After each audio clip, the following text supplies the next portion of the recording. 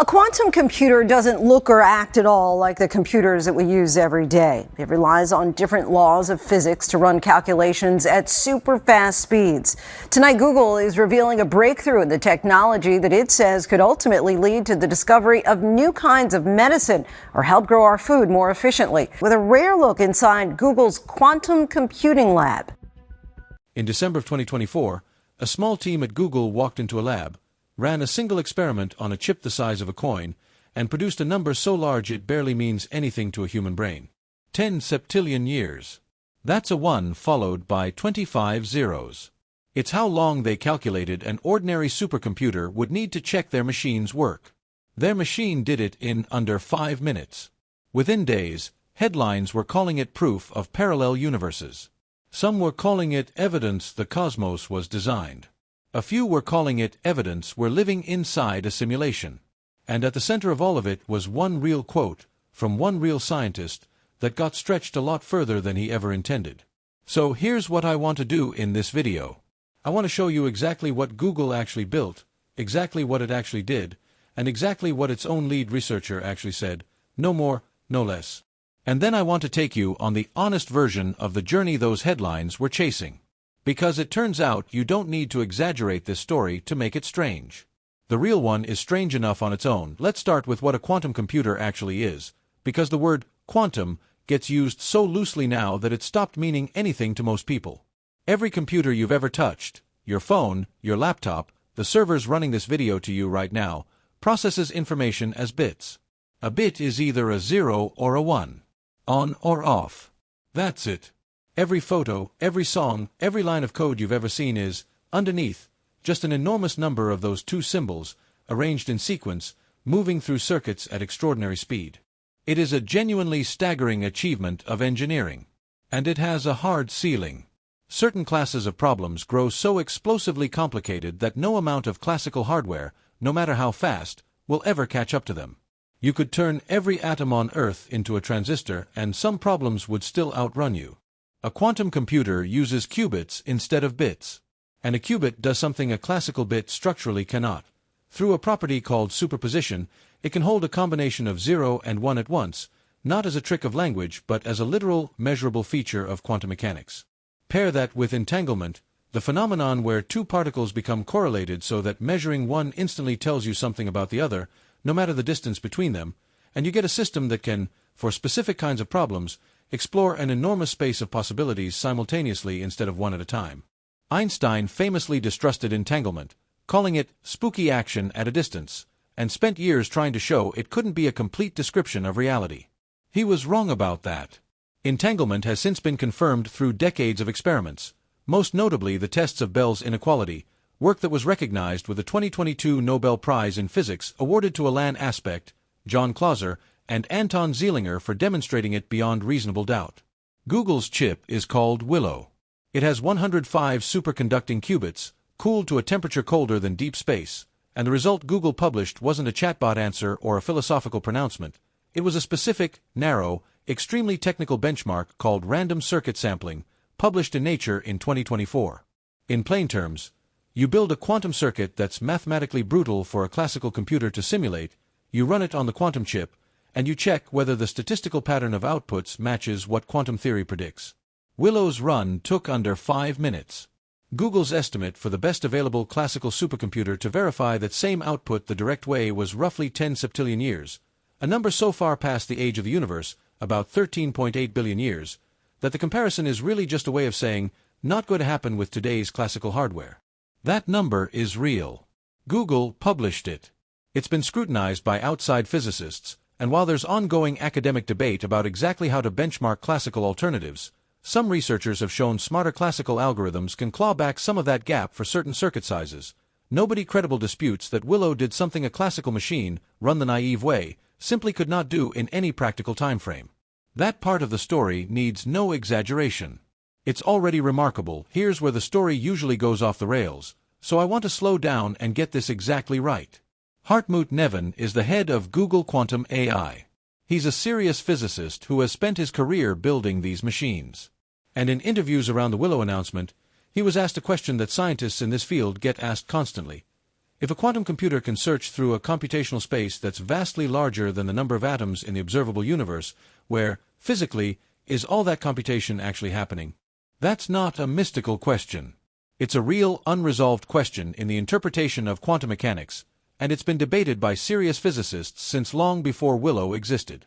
Nevin's answer leaned on one specific interpretation, the many-worlds interpretation, first proposed by the physicist Hugh Everett in 1957, and later developed further by physicists including Oxford's David Deutsch, who is, not incidentally, one of the founding theorists of quantum computing itself. The many-worlds interpretation says that quantum events don't collapse into a single outcome the way our classical experience suggests. Instead, every possible outcome occurs, each in its own branch of reality, all equally real, all invisible to each other. Deutsch has argued for decades that quantum computers are actually the best empirical evidence we have that this interpretation is correct. His reasoning being, essentially, that when you run a calculation that would require more elementary steps than there are particles in the visible universe, something has to be doing that work, and standard single-universe accounting doesn't obviously explain where. Nevin, in that spirit, offered the framing that computations of this scale are easiest to make sense of if you imagine the machine's calculation happening across parallel branches of reality. A nod to Deutsch's argument, not an announcement of a discovery. It was one physicist reasoning aloud, in an interview, about how to interpret an unresolved question in the foundations of physics. It was not a printout. It was not a detection. Willow did not report back from another universe. A chip returned a bit string that matched a statistical prediction, and its lead researcher offered his preferred philosophical lens for thinking about why that's possible. It's worth knowing that many worlds is genuinely one of several serious interpretations that working physicists hold, alongside others like the Copenhagen interpretation, which just says the mathematics predicts probabilities and doesn't try to answer where the other possibilities go, and pilot wave theory. There is no experiment, including Willow's, that distinguishes between these interpretations. They all make identical predictions for what you'll measure. Choosing between them right now is a matter of philosophical taste and mathematical elegance, not evidence. That's not a knock on Nevin or Deutsch. It's just the honest state of the field. Nobody has, or currently could, run an experiment that proves one interpretation over another. So that's fact number one, cleaned up. Willow did something computationally extraordinary. Its results are consistent with several different interpretations of quantum mechanics, one of which, favored by its lead researcher, involves the idea of parallel worlds. No machine asked a question in English. No machine received an answer about a creator. Now here's where it gets genuinely interesting, because even without the embellishment, this technology sits right next to some of the strangest open questions in modern physics, and those questions are worth taking seriously on their own terms. There's a real reason physicists keep noticing eerie structural echoes across totally different corners of mathematics and physics. I want to walk through three of them honestly, because unlike the machine-detected design narrative, these are documented, published, and debated in real physics literature. Mathematicians have identified a small number of extraordinarily intricate symmetry structures, and one of the largest and most famous is called E8, an 8-dimensional lattice with 240 symmetry points. It's not something anyone invented for physics. It fell out of pure mathematics in the 19th century. But in 2007, the physicist Garrett Leasey published a paper, not peer-reviewed at the time, and it remains a speculative minority position in physics, proposing E8 as a possible unifying structure underlying the fundamental forces and particles. Most physicists remain skeptical that Leasey's specific model works. There are known technical problems with fitting all the known particles into that structure cleanly, but the broader phenomenon it points at is real. Deep mathematical symmetry structures keep showing up in the equations we use to describe particle physics, far more often than you'd expect if physics and pure mathematics were unrelated enterprises. From the branching of blood vessels to the shape of coastlines to the large-scale filamentary structure of the cosmic web mapped by surveys like the Sloan Digital Sky Survey, nature keeps repeating similar organizing patterns across wildly different scales. Physicists have a rigorous mathematical toolkit for understanding part of why this happens, called renormalization group theory, pioneered by Kenneth Wilson, who won the Nobel Prize in Physics in 1982 for it. It explains, with real mathematical precision, why physical laws can look self-similar as you zoom in or out across scales. It is not evidence of intention. It's evidence that certain classes of physical systems, for entirely explicable mathematical reasons, tend towards self-similar behavior. It's beautiful. It's well understood. It doesn't require a designer to explain it in 1995, the physicist Peter Shor, already famous for Shor's algorithm, which showed quantum computers could factor large numbers exponentially faster than classical ones, solved a problem that had made many physicists doubt quantum computing was possible at all. Quantum information is extremely fragile, and the smallest disturbance from the environment destroys it. Shor showed, mathematically, that you could encode quantum information redundantly across multiple qubits so that even if some of them were disturbed, the original information could still be recovered. This is quantum error correction, and it is the actual, unglamorous engineering foundation that makes machines like Willow possible at all. Google's Nature paper on Willow specifically highlighted a milestone in this area. As they added more qubits organized into larger error-correcting surface code arrays, the logical error rate went down instead of up, a long-sought threshold in the field, because it means scaling the machine up makes it more reliable, not less, which is the opposite of how naive intuition says fragile physical systems should behave as they grow. Here's the genuinely fascinating part, and it's real, published physics, not speculation dressed up as fact. In 2015, physicists Ahmed Almhiri, Shi Dong, and Daniel Harlow published a paper showing that the AD/CFT correspondence, a mathematical framework from string theory describing how a theory of gravity in a region of space can be exactly equivalent to a theory without gravity living on that region's boundary, has a structure that mathematically resembles a quantum error-correcting code.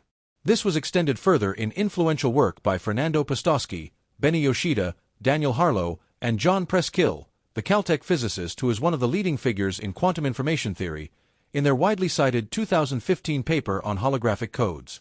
What this means, stated carefully, in certain simplified toy models of quantum gravity that physicists use to study how information behaves near black holes, the mathematics that describes how information is distributed across a boundary shares deep structural similarities with the mathematics of quantum error-correcting codes, the same mathematical family used in machines like Willow. This is a real and actively studied research direction connecting quantum information theory to quantum gravity. It has generated enormous excitement in theoretical physics because it suggests error correction might not be an incidental feature we invented, but a structural principle that shows up naturally when you try to reconcile gravity and quantum mechanics. What it does not mean is that anyone has proven the actual universe we live in, as opposed to these simplified mathematical models, is literally built like a computer program, or that this points to a designer. AD/CFT itself describes a universe with a different geometry, anti-de Sitter space, than the one we appear to inhabit, which is close to zero and possibly slightly positive spatial curvature. It's an extraordinarily useful theoretical laboratory, not a direct map of our cosmos. Serious physicists in this field, including Preskill himself, have been careful in their public writing to describe this as a fascinating mathematical correspondence worth deep study, not as evidence of intentional design. So, 3 real patterns, all genuinely documented in physics literature, all genuinely debated. None of them require, or were ever claimed by their discoverers to require, an engineer behind the universe. Now let's talk about fine-tuning, because this is the part of the story that even hard-nosed physicists admit is legitimately strange, and it existed long before Willow, and has nothing to do with quantum computers at all. Several of the fundamental constants of physics sit at values that, if shifted by even a small amount, would make a universe where complex chemistry, and therefore life as we understand it, appears to be impossible. The cosmological constant, which governs the energy density of empty space and the accelerating expansion of the universe, is famously described as fine-tuned to an enormous degree of precision. Physicist estimates of the naturalness problem here vary depending on assumptions. But the mismatch between naive theoretical predictions and the observed value is one of the most discussed open puzzles in cosmology, sometimes called the cosmological constant problem. The most famous single example is the triple alpha process resonance predicted by the astrophysicist Fred Hoyle in the 1950s. Hoyle was trying to understand how stars managed to fuse carbon, an element essential to all known life, from helium. The known nuclear physics of the time suggested this reaction should be far too inefficient to produce the abundance of carbon we actually observe in the universe. Hoyle reasoned that there must be an undiscovered nuclear resonance, a specific, finely tuned energy level in the carbon-12 nucleus that would make the reaction efficient enough. He predicted its approximate value using essentially anthropic reasoning. Carbon exists, we exist, therefore this resonance must exist. Experimental physicists went looking, and in 1953, William Fowler's team found it, very close to where Hoyle had predicted. This is a real, well-documented episode in the history of nuclear astrophysics, and Hoyle, who was, notably, not a religious believer, did later remark that the universe looked like a put-up job, a quote that has been repeated in physics popularization ever since. These fine-tuning observations are genuine, published, and taken seriously across physics and cosmology. But it's important to be precise about what fine-tuned means here. It means that within our current theories, small changes to certain parameters would produce a universe incompatible with the complexity we observe. Not that physicists have measured the full space of alternative possible universes and confirmed ours is improbable among them. We only have one universe to look at, so statements about how unlikely our constants are always carry some hidden assumptions about what counts as a natural range of alternatives. There are two broad categories of response physicists take to this seriously, and honesty requires presenting both fairly. One response is anthropic reasoning combined with the multiverse. If there exist, through some mechanism like eternal cosmic inflation, a vast number of regions of spacetime with different physical constants, then it's not surprising we find ourselves in one of the rare regions where the constants permit complexity and observers, because we couldn't exist anywhere else to notice. This idea has real theoretical support from certain models of inflationary cosmology, championed by physicists including André Linde and Alan Guth, though it remains unconfirmed observationally and is genuinely controversial within physics. Critics, including physicist and Nobel laureate Steven Weinberg, who nonetheless used anthropic reasoning himself to predict a range for the cosmological constant before it was measured, and others, have pointed out that multiverse models can be difficult to test, and some worry they risk becoming unfalsifiable.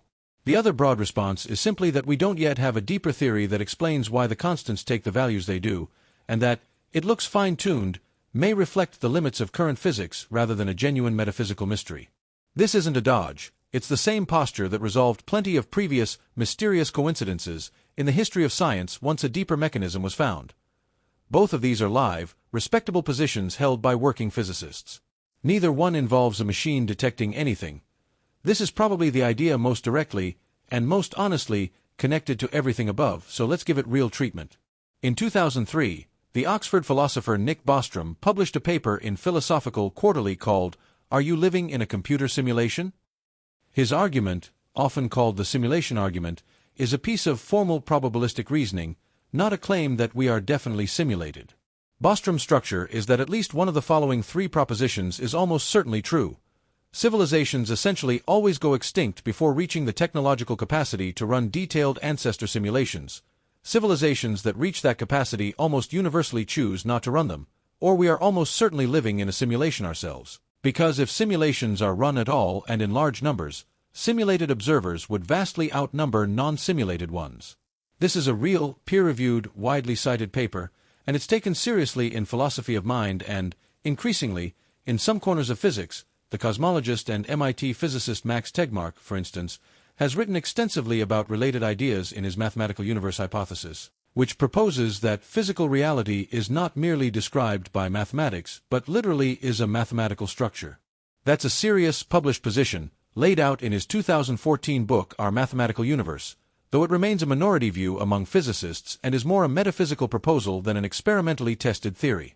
Some physicists have taken the simulation question a step further and asked whether it could, in principle, be empirically tested.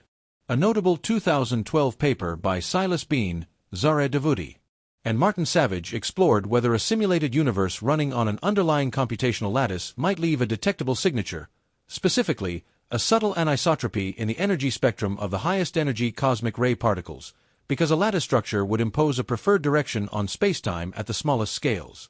This is real, published theoretical physics exploring a genuinely testable, if extremely difficult, prediction.